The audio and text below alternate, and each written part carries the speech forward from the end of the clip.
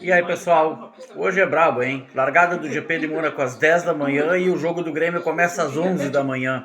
Eu vou começar vendo o GP de Mônaco, que eu sou apaixonado, e de acordo como for a coisa, se tiver interessante, aí eu fico no rádio o primeiro tempo e vejo o segundo tempo do Grêmio, ou paro de ver o GP para ver o jogo do Grêmio, eu sei lá o que eu vou fazer. Mas quem é esportista, quem gosta de esporte, eu sou apaixonado pelos dois esportes, Fórmula 1 e futebol. Tudo vai depender do desempenho, né? Se for uma corridaça, que eu acho que vai ser, porque tem a obrigação de duas paradas, né?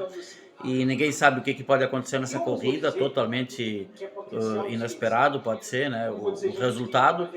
Aí pode ser que eu fique até o fim e acompanhe o primeiro tempo pelo rádio.